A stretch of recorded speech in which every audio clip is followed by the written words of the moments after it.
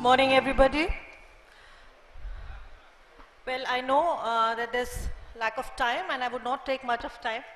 Honorable dignitaries on the dais, just to save the time, I'm not naming everybody, but special mention to Mr. Manoj because it is only because of him that I'm here today.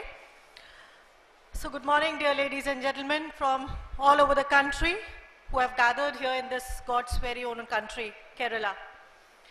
It's indeed a pleasure of having the opportunity to be with people who have pledged to carry forward the light of humanity, values and global well-being throughout the world at the World Human Rights Conference. Protection and promotion of human rights, justice for all, economic upliftment of the underprivileged, education, peace, harmony and national and international integration. The mission of the National Forum for People's Rights is definitely applaudable and the need of the hour. And I thank you for being a part of this very, very historical event.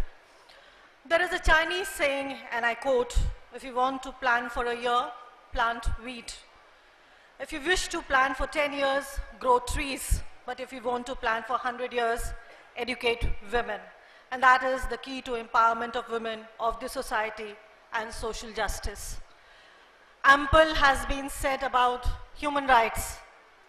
Me belonging to the National Commission for Women, I wish to say only a few words when it comes to violation of human rights of a woman.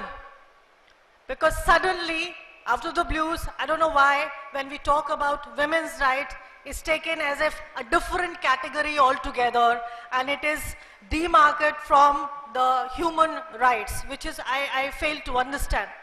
Because a woman has all the rights to live with dignity. She has the rights over her body, at least, if not the world. Honorable Judge mentioned about the plight of Indian women especially. I would agree to whatever he has said, and just to add to certain things, because I believe the next session I would be speaking at length about the problems. I just wish to say one thing, and I end with this. That when it comes to safety and security of a woman, the responsibility is always shouldered upon the woman only. Why? Why a woman is told always that you need not step out of the household after a certain point of time or at a certain place.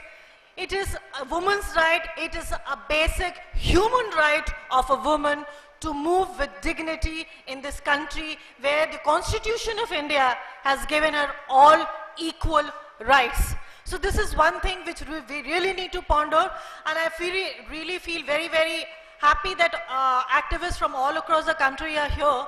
I only wish to add one thing, that is you as human rights activists should take the rights of women and the mainstream rather than keeping it aside and talking women's right as only women's right. Please conclude them, include them as human right. Thank you very, very much. Thank you.